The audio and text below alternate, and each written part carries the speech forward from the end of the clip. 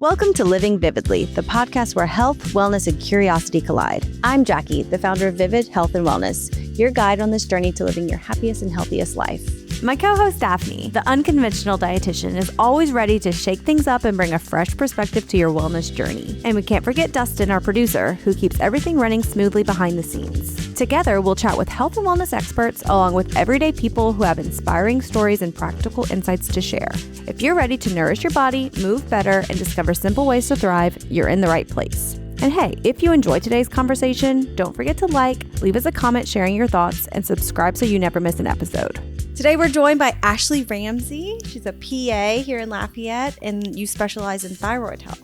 Yes. So I do a lot of that, and it intertwines often with a lot of the other patients that I'm seeing, which are perimenopausal, menopausal, a lot of midlife. I have male patients too, so I'm treating it with them, but I see it a lot more in women. I think that's the overwhelming majority of these cases happen to be Hashimoto's cases, which is way more common in women. So I end up discovering it in their kind of perimenopausal shift. I feel like it's a hot topic right now. Yeah, well, it's hot for me. Literally for lots of women. Yeah. It's fun. So when I started as a PA, of course, I went through the traditional route, graduated in Shreveport, and started working kind of in a primary care setting. And the doc that I work for sent me in the first month to the American Academy of Anti-Aging Medicine's annual conference. So I go to this A4M and I'm like, what is this? You know, I listened to one lecture, and it happened to be thyroid, which is funny that it's all coming full circle. But I learned more in that 1 hour thyroid lecture than I had in 3 years of PA school. Wow. Because in PA school, it's really traditional. It's like, oh, their TSH is off, just give them Synthroid, move on. Yeah. They're depressed, throw a drug at it, right? Well, and so in their defense, they're looking at male and female, looking at whole body. But whenever you can really hone in on the thyroid, what it does, and the ripple effect of when the thyroid is not working well, then you can really, there's a lot to know about that. Yeah, agree. Yeah. And so it really kind of shifted the way that I started going, oh, I probably need to look at a few other things, and what are they eating, and how are they sleeping, and what's their gut health? And so that's evolved throughout the years, where I've just kind of organically evolved into treating more of a holistic kind of functional style, which I like. And I think patients are kind of craving right now too. Yeah. So tell us, let's start like thyroid 101. Yes. What is the thyroid? We only have one of them. We have one. It looks like two. It's a beautiful butterfly that wraps right here. And it's got a little tiny connection in the middle across the front. So yes, it's very obvious sometimes when patients have a goiter or a really enlarged thyroid, you'll see them and you go, oh, their neck is big, but you don't really know why. I can tell you a story about that. My sister came in to me probably, I'll say 4 years ago. She came kind of running into my office and she was like, look at this. And she turned her head and her thyroid hers was cancer. But it was so obvious. It was like a golf ball in her neck. And immediately my heart sank and I was like, this is not good. But so to your point, yes, you can see whenever something's not right with your thyroid, it's visible. You can actually see it. Yes, big time. And it's funny because I think intuitively, when you may not know it's someone's thyroid's off or your own thyroid health is off, but you'll start to notice things and patients will come in and say, I feel like I'm puffy. I feel like the outside of my eyebrows aren't growing in. I feel like I'm losing my hair. I feel like and so it's all these little symptoms that start to happen as a result of that. But back to thyroid 101. So it sits right here in your neck. And if you gulp really hard and feel very lightly, you can kind of feel it move. And so oftentimes when you're in the office, we'll palpate the thyroid and make sure we don't feel any crazy nodules when you show up. I can feel my thyroid flutter sometimes. It feels actually like I've swallowed a butterfly. It's like fluttering in my throat. Yeah. It happens for a few seconds and it goes away. Is it like at your collarbone? If you feel that little V right in the middle, just go up about half an inch and it's about right there. Go down. Yep, right there. Do you feel it? So under that Adam's apple, but above. You don't feel anything weird, which is great. Yeah, because I don't feel it. So that's a good sign. Okay. If you were like, wow, there's this big gushy swelling thing in that's bad. Does it feel like little tendons? No, it's going to be like a muscle? kind of spongy. Okay. Yeah. I think I know. Yeah. It's not my neck. Hopefully you shouldn't really feel it, quite honestly. It's bad if you do. So the thyroid, it's funny. I will often try to explain it in ways that are super relatable to patients. And so when you're talking about the thyroid and how it knows when to release hormone and the concert that's happening in our body, I will often, and no offense to the men out there, but I will explain it to most of my patients as your brain needs to send the signal to the thyroid to go and do what it needs to do. So our body works in a lot of negative feedback loops. So for example, maybe you ask your sweet husband if he could take the trash out while he's watching football, and he doesn't really get up. And you're like, hey, babe, can you take the trash out? You're going to start to raise your voice a little bit because the outcome is not there. And so what the brain will do when there's low thyroid hormone is it will start to raise the signal, and it's detecting that in the hypothalamus and in the pituitary. The hypothalamus releases a hormone that tells the pituitary to release TSH, which is what most of us know that our providers are checking for in lab work. And so TSH will then go towards the thyroid gland, and it attaches, and it's like, okay, I'm here. Let's go. Make your hormones. And so if we have all of the things, and we can get into some of those, but if all the conditions are right and the stars align and you're nutritionally fabulous, then you will produce mainly T4, about 90 to 93%. T4 is 300% less active than T3. So there's only a receptor for T3. The thyroid is making 90-ish percent T4, just a little bit of T3, and then that most of the time that has to get converted in the cells. And so again, there's lots of nutrients that go into this transport system, but you need all of those to be able to activate into T3 so that you can fit the receptor, because the only receptor in your body is for T3. Okay, let's go backwards. Yep. What's TSH? Okay, so TSH is thyroid stimulating hormone. It comes out of the pituitary, which is like sits right behind your eyeballs. The pituitary is really responsible for sending out a lot of stimulating hormones, like, hey, I need you to go make hormones, and I need you to make thyroid, and I need you to do this. And so it bosses everybody around. It sends that thyroid stimulating hormone directly, and the only place that's really picked up is in the thyroid itself. So sometimes we confuse TSH levels with how much thyroid hormone I have, and you can't do that. So it's just a signaling mechanism. It's like the precursor, for lack of a better word, to the T3 and the T4. Right. The T's, to get down to the nerdy nitty gritty that I like, are tyrosine and iodine molecules that get all beautifully mixed up in this complicated pathway, which is lovely. But you basically either have 4 iodines or 3 iodines on this tyrosine amino acid. And so You have both, but you one, make both. Okay. Correct. T4 is inactive, or a precursor. Think of it like money in your savings account. You can't use that until you move it into your checking account, and then you can write a check or pay your card or do whatever you need to do. So it kind of helps you to regulate, because T3 is really active, and it's only active for about 7-8 hours. And so you're constantly having to let a little bit out all the time. So just think of it as kind of like storage and active. That makes so much more sense than anything I've ever heard before. Yeah, okay, good. So that's good. Yeah, yeah. And I is feel it like you correct have to that get every it. single cell in your body uses thyroid hormone? Like So we have to have it in its active form. Correct. So when you say yeah, it's slowly releasing for like 7-8 hours, that's your thyroid releasing it. you are converting it. So yes, your thyroid is constantly, so this is another thing. I think a lot of times patients think that the thyroid just makes a big amount of thyroid, and then you just wait till you run out of that, and then it makes more. So that's not really what happens. It's constantly producing, and you're constantly activating based off your current needs.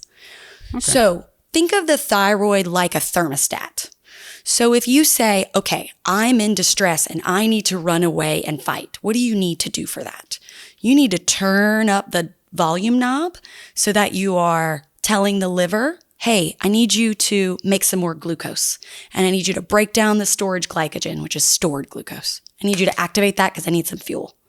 Then you go to the heart, and thyroid hormone tells the heart to increase its contractility. So this is why patients whose thyroids are overactive or shaking like a leaf, their heart's about to beat out of their chest, they look, super nervous. On the other hand, unfortunately, most of what we see is when it's low and slow and they're tired.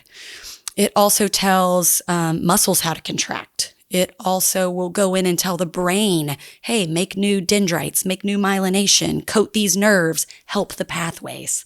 And so you see this, but sometimes you don't think about it. So when it's too much, your brain's firing. When it's not, most patients are complaining of brain fog because they're kind of sluggish. So thyroid will tell you to speed up metabolism when it's higher, and it'll tell you to turn down metabolism to save your kind of energy currency in the body. Cool. Most people, yay, all of that was great. But so most people, when you talk about thyroid, especially when you're talking to women, thyroid is always associated with weight loss. Yes. Like, I can't lose weight, it must be my thyroid. Right. So, but to be clear, your thyroid does so many other things, with a part of that being metabolism regulation, but a very small part of it. Correct. So if you can't lose weight, it's probably not necessarily because of your thyroid. It might have a little bit to do with it, but probably not because of your thyroid. Right. And then in my world, I'm seeing so many hormonal, like reproductive hormone disruptions. And, you know, unfortunately, I hate to say it because it sounds so cliche now, but everyone's just, to quote my dad, burning the candle at both ends. Yeah. We're just running all the time.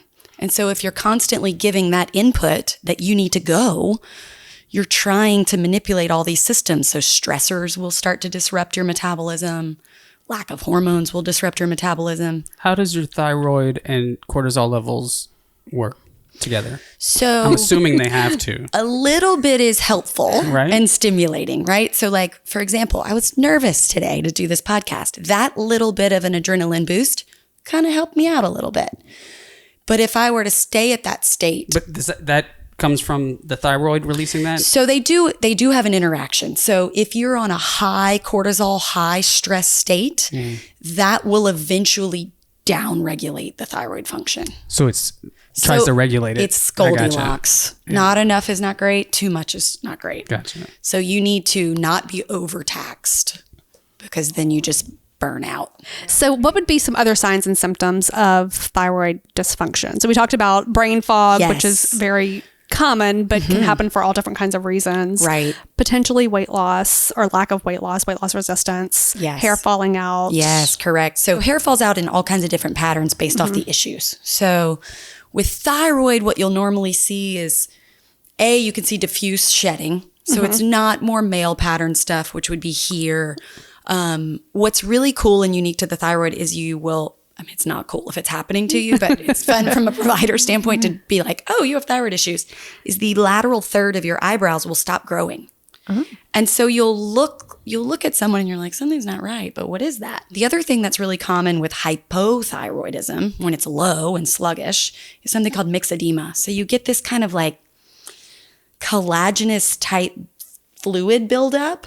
And most commonly, you'll see it as edema or you'll look very swollen and it feels gel-like on the shin. And so that's something else. Constipation's a huge, huge issue in everybody, but it's really suggestive also of hypothyroidism. Now, that's hard now with a lot of other things happening. But So if you're pooping, You're good. you're good. chances are you're okay. Yes. It is crucial and key. I need every day bowel movement, here to here. That's how Which much poop people you go, need to poop what? a day? And I'm like, yeah, that's ideal. Approximately from your wrist to your elbow, that amount should be a nice, solid bowel movement every day. So is there a relationship between the thyroid and the lymphatic system? Yes, but typically in thyroid, it's super specific to this collagenous. They call it like a colloid. And so it will sit in the spaces. And so if you see a hypothyroid patient, they look puffy. Yeah. Their faces will start to get kind of puffy, which you can see with cortisol issues too. But thyroid, you feel sluggish. They're tired. They're always tired.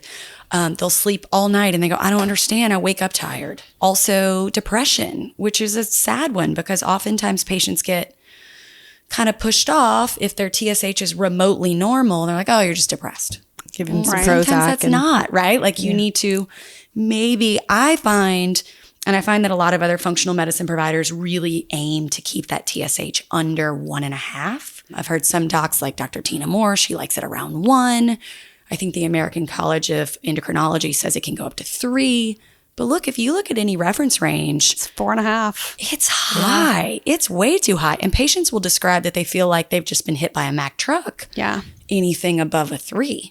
And so I've been a little more aggressive on keeping that TSH level under 2.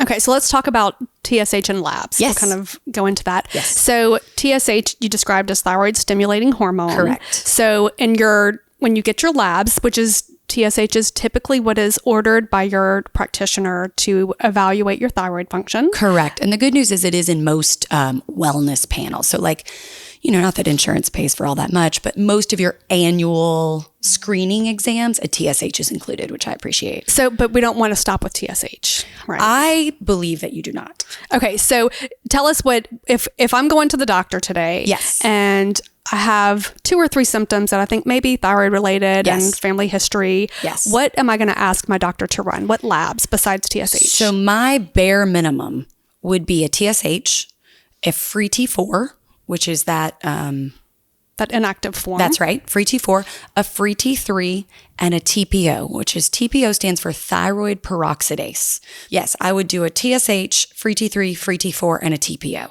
So you don't do reverse T3 typically? I don't run them super often. I went down a rabbit hole for a while checking them, and sometimes you end up kind of chasing your tail. Yes, you took the words right out of my mouth. I'll run them and the patients go, well, yeah, I am stressed out. And yeah, I'm not eating enough foods that contain selenium and zinc and B12 and all these necessary cofactors.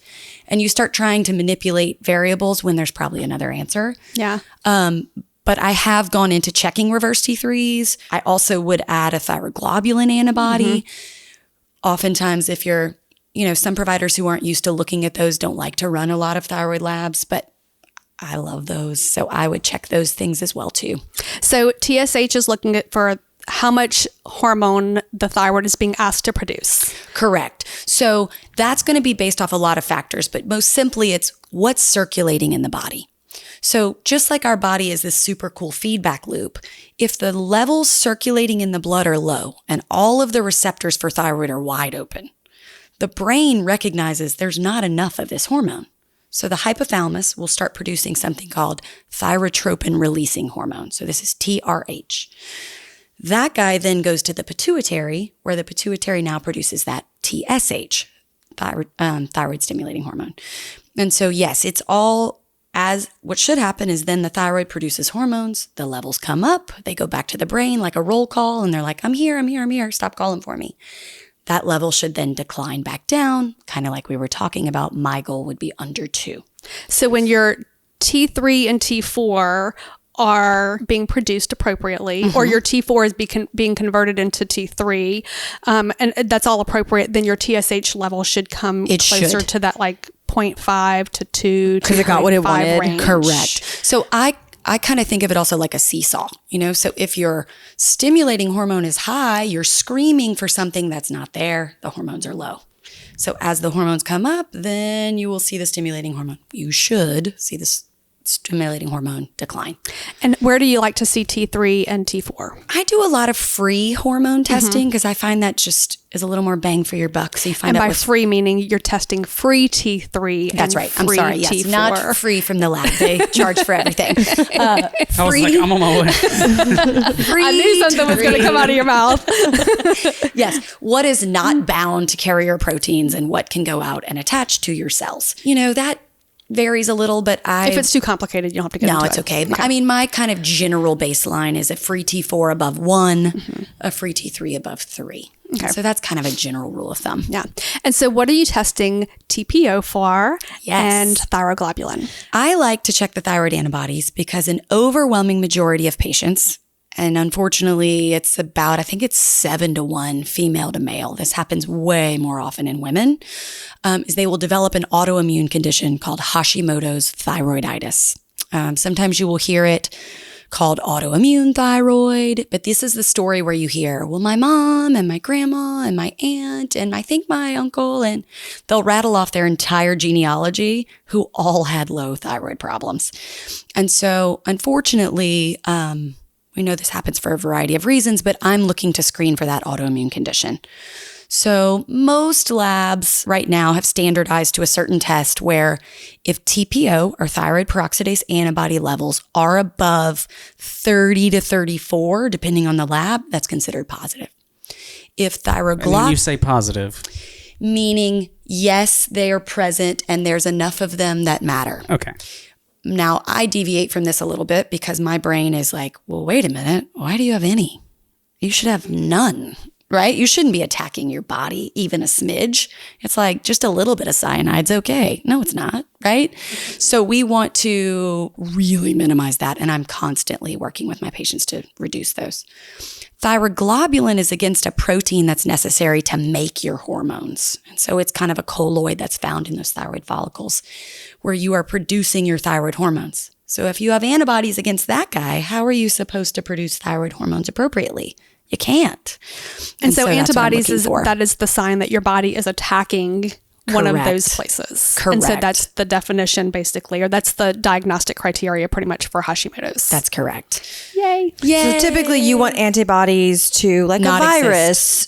Well, if you're talking about antibodies in a good way, it's you have antibodies for this virus and your body's going to know how to fight the virus. That's correct. But in an autoimmune situation, you have antibodies that are attacking something native good. cells. Yeah. Correct. Really, how that kind of happens is really cool.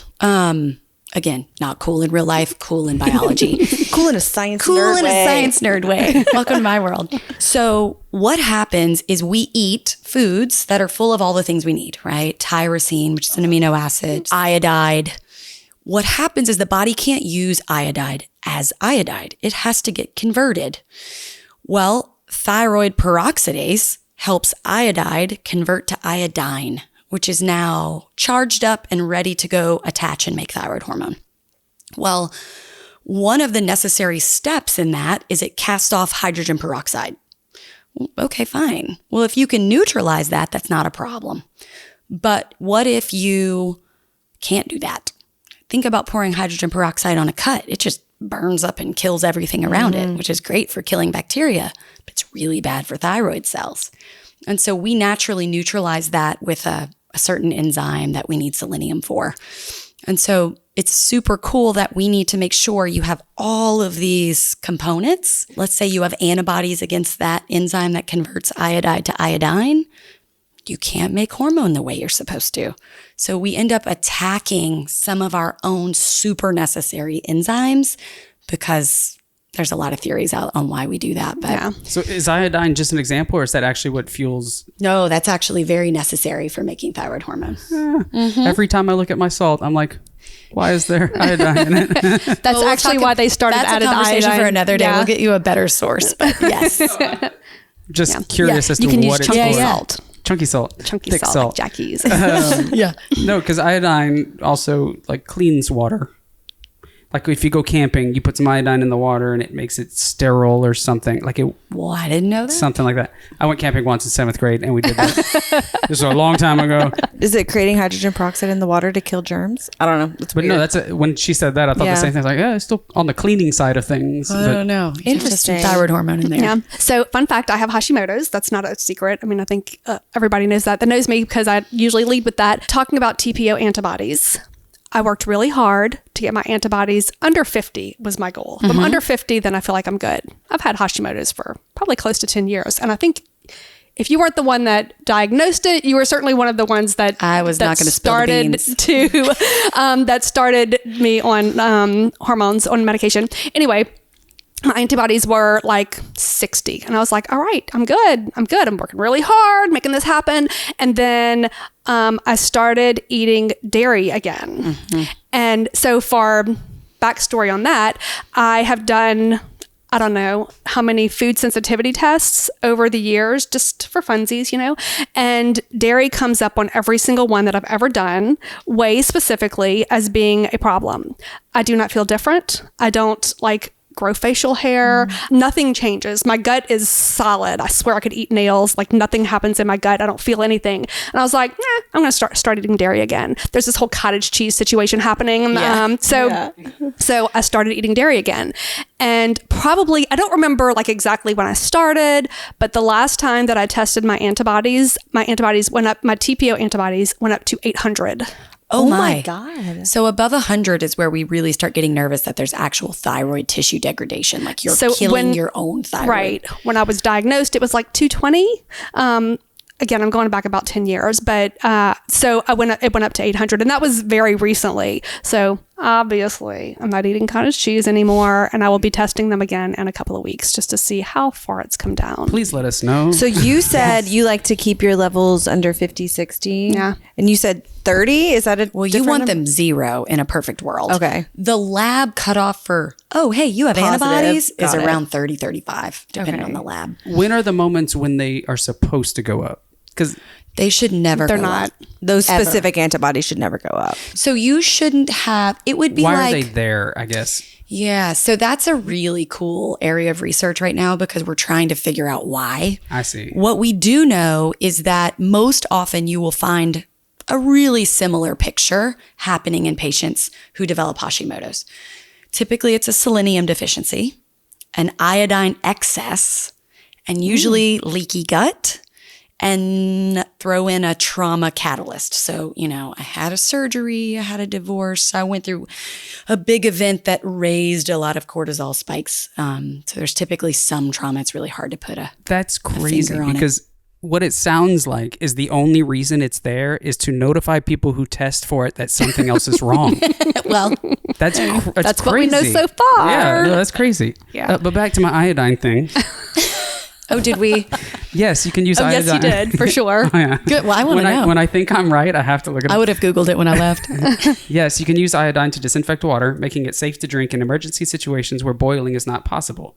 Iodine is a chemical disinfectant that kills most harmful bacteria and viruses. There are tablets that you can use for a certain amount, but it's like 5 drops of iodine per 1 liter of water that you let sit for 40 minutes. Then it's safe to drink. So it's a very little amount. interesting. But in That those is cool. situations, if you got a bottle of iodine on you, you're safe to go. I mean, we use it to prep before surgery, and you use it. It makes sense. Antibacterial. Very cool. Interesting. So I have Hashimoto's in my family and thyroid issues in my family. Does that mean that I am destined to have thyroid issues? I would be very suspicious, and I would want to keep a very close eye on you to make sure that you didn't develop those antibodies. And then you could also take that as an opportunity to say, okay, hold on. If I don't have a selenium deficiency and my gut is working beautifully and I'm eating healthy and I'm making sure that I have all the nutrients I need, your likelihood of triggering that can be much less. But I would definitely encourage you to check some antibody levels, get a baseline. If you're at 0, great. Check it again in a year or 2. If you're barely on there, but they're not positive, to me, that's writing on the wall. Yeah, it's it's like a waiting game. Yeah. And I prefer, again, this is just my personal philosophy and how I treat my patients. I don't want to wait until I can smack a diagnosis on them. Like, oh, now you're diabetic. Okay, let's do something about it. No way. Yeah. Prevention. So if you could intervene, the gut is usually huge in terms of improvement because then you get everything out of your food. My daughter and all the family members that I'm talking about too, celiac runs heavy in my family. And I've heard that those two are. They do. I was going to tell you that. I'm glad you brought that up. So you'll often see a lot of autoimmune issues will start because think about it. How did you get there? You got there because likely your immune system doesn't have what it needs. Your stress levels are probably not where they need to be. Your gut function's probably not as great as it could be. You're putting fuel in that's less than optimal. You're just not setting a really good environment sometimes for the immune system to do what it's built to do. And so oftentimes I will talk to patients like, hey, you probably should get a rheumatoid screen and you should screen for celiac. And you mentioned dairy, but gluten is another really big one that I know and we keep a lot of patients off of those things in any autoimmune condition, but specifically Hashimoto's, because there was a theory that the gluten actual protein itself looked like TPO. And so that was an idea like, oh, maybe that's it. Maybe we're letting that sneak in the bloodstream and the immune system is having an issue. Well, also gluten is going to lead more likely to leaky gut or intestinal permeability. Well, and unfortunately in America, it's not just gluten that's the problem. It's glyphosate, which is Roundup. And it's, we've manipulated the wheat to... Roundup. Yeah, delicious. Which I actually just went to the the Institute of Functional Medicine's annual conference last week in San Diego, and it was really eye-opening. A lot of these physicians were talking about like, oh, are you screening your patients for mold and glyphosate? I'm like, no, but and the level, there is now a normal range for the amount of glyphosate that is detected in a human. That is more than one, more than zero. That is, yes, that is like a number. Wow. And that to me is broken, Yeah, that's a problem. They should have called it the Physician's Roundup. Yeah. Give us all the patience. Was Mark Hyman there? He wasn't, but the lunatic farmer was there though. Joel Sorensen. Oh yeah, I love him. So he was great. So let's say you do not have known thyroid issues. How often should you get the panel that you just mentioned? I mean, that's probably very safe to do annually. If you're not having really any significant issues. If I do detect an abnormality in the thyroid panel, the TSH is maybe a 2.5, maybe a 3, or I see a little, let's not even get the antibodies in there yet. Let's just say I see the TSH is a little abnormal. My philosophy is, okay, what are we missing, right? Because the thyroid needs selenium, zinc, B vitamins, iodine, tyrosine, which is found in red meat. And so I will often talk to patients about, okay, what are you eating? And what else are you putting in there? Are you drinking Diet Coke on top of that? Because we don't need to do that, right? So I will start to eliminate a lot of inflammatory foods and drinks that we just commonly know impact most patients. And then I'll try to upregulate a lot of the really good foods. So my favorite thyroid snack is Brazil nuts and pumpkin seeds, which a physician at the IFM conference, she was Brazilian. She said, can you guys stop telling everybody to eat those? They're now very expensive in Brazil. Aren't you only supposed to have one or okay. One or two? Yeah, it's very interesting. 2 or 3, I've read that actually the selenium, listen to me, the Brazil nuts that are grown in the Dakotas actually have a higher concentration of selenium in them, so you could eat fewer. So are we going to call those Dakota nuts? I was about to say Brazil nuts. Yes, grown in the, yes, I know. Like North and South Dakota? Not like Dakota, Brazil. Yeah. Is there a Dakota? I don't know. But yes, basically those are the highest food source we know of selenium. So adding a little bit of that in, the pumpkin seeds have some zinc, some natural antiparasitic activity. So you can kind of treat yourself with some food snacks. But yes, if I do see an abnormality there or I see some antibody levels present, I typically will rerun those in about 6 months. Okay. For those of us who can't have nuts. Yes. Meat, fish. Okay. I feel like meat and fish are just just eat it. Just eat it. It's got everything. So you are obviously very functional. I'm thinking back like experiences that I've had with very traditional, like the traditional Western medicine doctors when I've wanted to get lab testing done. I get a little bit of pushback about adding some of the tests that don't come standard and the treatment and the ranges. So are you looking at, the lab's going to have a range, and if it's in this range, your doctor's going to say, you're cool, it's in range. Are your functional ranges different than what the standard are? Okay. So what I will often tell my patients is while it might be normal, it's not optimal. And so for the TSH, for example, okay, normal reference range is 0.5 to 5. To me, that's like saying, hey, Jackie, thanks for letting me borrow your car. I left it between California and Florida. I hope you don't mind. It's in there. It's in the US, fine. Yeah. Just go get it. Like, that's not great. And so my functional ranges and what a lot of I've learned through the A4M and the IFM is those ranges are really TSH under 2, ideally under 1.5. So yeah, I like those a little on the lower end. You can also think if you take any standard reference range, it's going to be in that kind of upper 25%. In the TSH range, because our goal is low, it's the lower 25%. It's like a smoke fire situation. Like yes. Yeah. Correct. Do you know how they come up with those numbers? It is, they take everyone, sick, old, young, on meds, not on meds, and they take the average and they go one standard deviation above and below. I believe it's 1.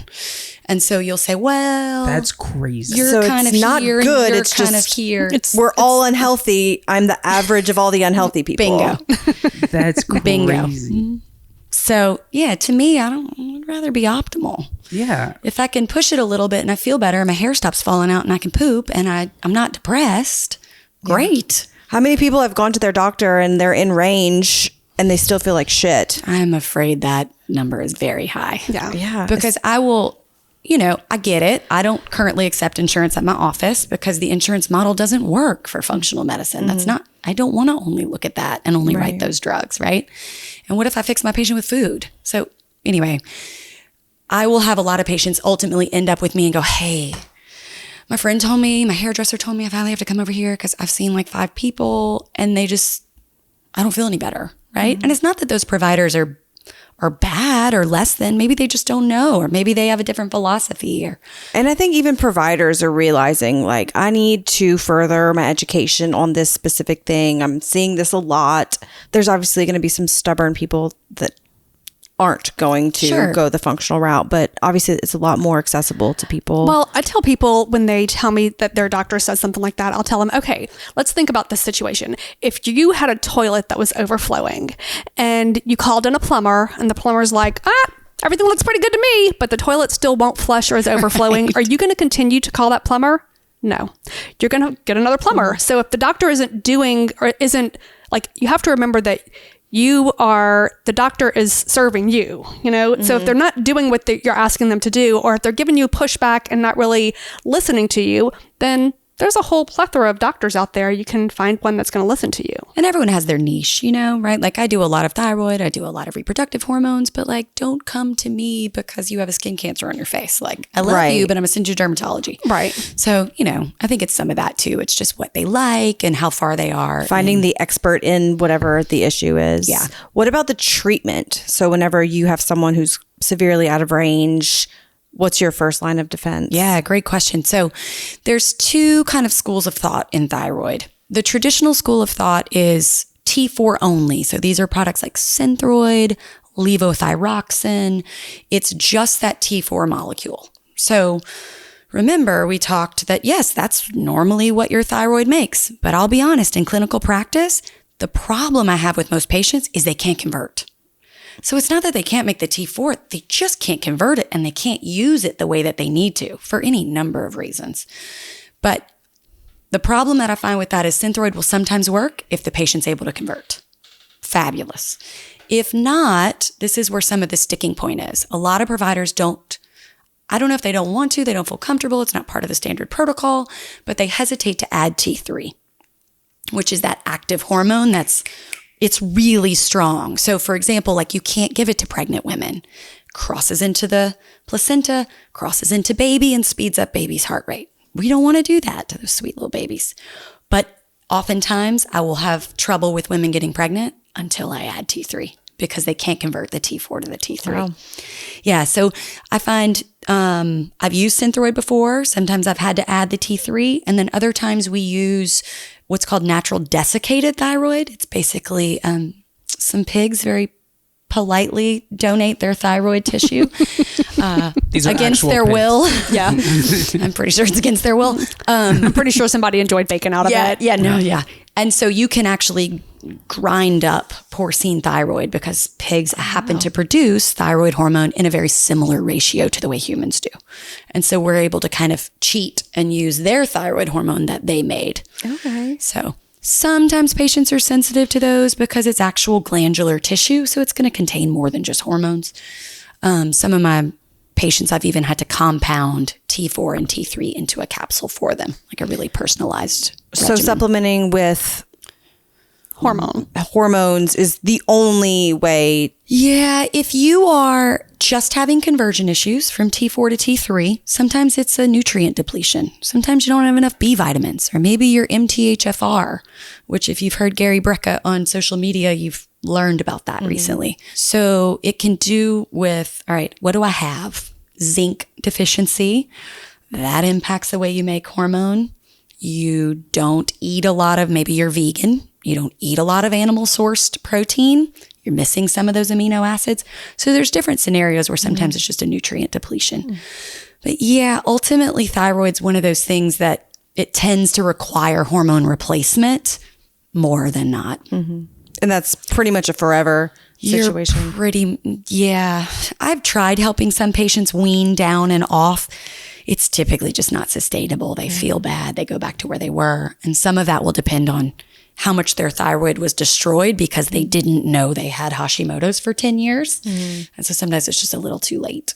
Okay, so there's actually as far as we know, always a disease associated. There's usually something happening. It's not just because you're eating bad. You may have, you can actually radiate your thyroid. So like people who, on accident, oftentimes like you'll see patients, providers who like radiologists and stuff, they all now wear these thyroid shields because if you're exposed to a lot of x-rays and CTs, you can actually radiate the thyroid, downregulate the function. So let's talk about how thyroid hormone interacts with all of your other hormones. So you mentioned perimenopause. The way that I usually will say is that you can think of these hormones as being like playing in a band. Yes. So you've got your thyroid, your two T3 and T4 thyroid hormones, you've got your cortisol, but you also have things like estrogen and progesterone and testosterone and insulin and vitamin D. So they're kind of all in this really big band. Yes. And if one of them is not working well, in this case, if your thyroid isn't working well, either the T3 or T4, it will ripple into the way that the other hormones work. So talk to us a little bit about insulin or estrogen, progesterone. I was going to say, I see a lot, again, just because of the nature of what I do with all these women whose estrogen levels are starting to decline. Estrogen impacts your ability to make thyroid binding globulin. So we didn't kind of talk about this, but you know, a lot of these hormones can't just magically float through the blood. They have to get on a little carrier protein. And so this carrier protein happens to help take the hormone in the cell. Well, without estrogen, you don't do that as well. The other problem is a lot of hormone decline symptoms look and sound and feel a lot like thyroid decline. And so you get this kind of gray picture where you're trying to delineate which one's which. But yes, and vice versa. If your adrenals are suffering, then the thyroid's going to suffer. I heard a doctor call it the canary in the coal mine once, and that kind of stuck with me because it's like, we're screening for thyroid problems all the time. We're not screening for the rest of these things. So if you see a thyroid dysfunction, it's always been a good reminder to me, like, what's their insulin doing? What are their hormones doing? What are their, you can look at the rest of the person. Yeah. But yeah, that's a big one that I find will interact is you'll start feeling low thyroid when they're menopausal. That was going to be my question is like, does it happen? Are you seeing most of these issues whenever people start having menopause, perimenopause? I see them all the time. I mean, there might be a beautiful study out there that correlates it slightly more with a phase, but I see it often. Yeah. In all phases. Yeah, those seem to really matter. Estrogen is huge in terms of thyroid function also, and the other way around. Yeah. Earlier you mentioned hormone replacement therapy. You were saying there's no way to repair the thyroid. Like if it's gone, it's gone. If you've destroyed that tissue, right? So if you're not able, so it gets a little nerdy, but glutathione and a different glutathione enzyme will help you to neutralize all that hydrogen peroxide I was talking about. So if you have a deficiency in selenium or a genetic issue where you can't produce these enzymes, then what happens is you just keep making all this hydrogen peroxide and you're just destroying your thyroid tissue. So when the thyroid antibodies stay super high, I'm always looking for that. And then I screen a lot for other reasons that you would be low there. But yes, unfortunately, sometimes the thyroid tissue is too damaged. And then I will find women also, as they go further along in life, sometimes I have to keep kind of bumping their thyroid hormone up because now their adrenals aren't doing what they used to do and their ovaries aren't doing what they used to do. And you just kind of have to compensate for that imbalance. But you can't even like surgically repair the thyroid? Not to my knowledge. Maybe one day we'll be able to take a pig's thyroid and replace it into a human and no longer have to take their thyroid by mouth. Because we do heart stuff with pig parts. Yeah. And so I'm like, wait, that'd be great. I don't know of it, but that would be amazing. Honestly, I'm perfectly fine just taking my thyroid medicine every day. I don't think I want to keep my own pig faulty organ. Faulty working thyroid. I'll keep it. But you feel great. Just start oinking. Sometimes it just feels good. Okay. I've heard stories of people getting like organ transplants and then they start oinking, like having like memories of the other person. Yes. I don't think I want food cravings with like liver trip. It's wild. I was like reading human about that. transplant, not like pig. And like then one liver. But I'm wondering if the same thing would happen with a pig organ. Just have like flashbacks from being a pig. Oh my gosh! If this happens, we have to have this podcast again in like 20 years. And be like, remember when we already talked about this? Scientist. Oh my gosh. Do you do any other hormone specific treatments? Like, do you treat estrogen and Oh gosh, all day, every progesterone? day. Yes. Okay. I am like estrogen's biggest fan. Yes. So I am too. I Yeah. just started on my estrogen, and You're like, I'm back. Like literally like 2 weeks ago. Oh, it's wild. And so progesterone, you were the first person that prescribed progesterone to me. I think I told y'all this. The day after, I asked Ashley, I was like, does this mean I'm in perimenopause? She was like, yes. The day after, I had a Reiki session and I cried the entire time. I was like, I can't believe it. So we're besties now. Me and Yes. progesterone, we're really close. Yes. Well, it hits the same receptor in the brain Xanax does. And so oftentimes you'll hear women, Yeah, it hits the it's like a GABA chill, receptor. yeah. And so women Progesterone? are like, progesterone does. And they're like, I can't sleep and I don't know, I'm so stressed out and maybe I need an antidepressant. I'm like, no. You didn't develop an antidepressant deficiency. Right. You developed a progesterone deficiency because your eggs are not as awesome as they used to be and they can't recover and you don't ovulate. Yeah. So then you don't make progesterone. So Last fall, I had a stressful life situation and I started having crazy menstrual symptoms. And so my OB put me on progesterone for a couple months. It was only 3 months.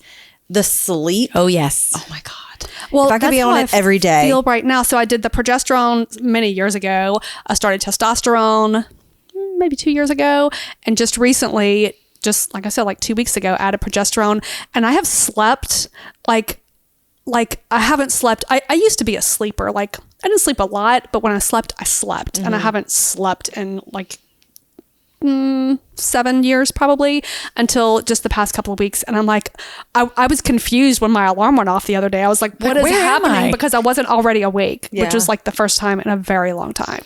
Right. And those things we forget too. You go for a long period of time without sleep. You start to disrupt your blood sugar regulation and your cortisol. Now your thyroid's off. And so we kind of have to remember that it's all interconnected. Yeah. But yes, I do all those beautiful hormones and women feel so much better once you kind of give them back who they are. Yeah, once you start losing that, it really is a hit to your soul. I wasn't sleeping through the night for a long time when my kids were babies. And then this perimenopause thing started happening maybe like 2 years ago. And I have insomnia a lot. And I just don't feel like myself all the time. And oh my God, it hurts. I had read some numbers and I can't remember the exact figures, but the amount of women initiating antidepressants, divorce, and thoughts of suicide are so high at the menopausal transition. And estrogen fixes those things, right? And so Literally this past weekend, I looked at myself in the mirror and I was like, I'm back. I'm back. Great. I did, for real. I love that. And I feel like totally like myself. Where can people find you? I practice here in Lafayette, Louisiana, and I am on South College. So my physician that I work with is Dr. Thomas Bond. So we are on South College at Bond Medical Center, and I'm in the office Monday through Thursday. Are you accepting new patients? Of course. So because I have the luxury of saying, okay, this is my schedule and this is how I do it, and I'm not conforming to insurance rules, I can allot for the amount of time that I think is necessary to treat a patient. So my initial patient appointments are an hour, and I dive through all of your history. And then my follow-up appointments are 30 minutes. Typically we do them in office just because I'm a people person. I like to see you. I like to read your face and see what's going on. And, but if needed, we've switched some patients to telemed whenever they need. And you said you do free hormone testing. Oh, I wish. I wish it was free. No, what is nice though is you are able to run your labs and file that to insurance. Now, I'm not a Medicare provider, so Medicare doesn't technically have to accept my order. But Blue Cross, a lot of your standards will accept my order and file regular labs because the lab is billing for that, not me. And our last question Yes. is, how would you describe living vividly? What does living vividly mean to you? Ooh, I like that. Okay. I would describe living vividly as trying to show all of the light that you have on the inside to those that are around you. So living positively, your kind of genuine, true self, allowing that to kind of bring you to out of your shell and being the best version of yourself that you can be without worrying about the opinions and thoughts of others. Thanks for listening to Living Vividly. If you enjoyed today's episode, please leave us a review and subscribe. We'd love to hear from you. For more resources and details from today's discussion, check out the show notes. Until next time, keep living vividly.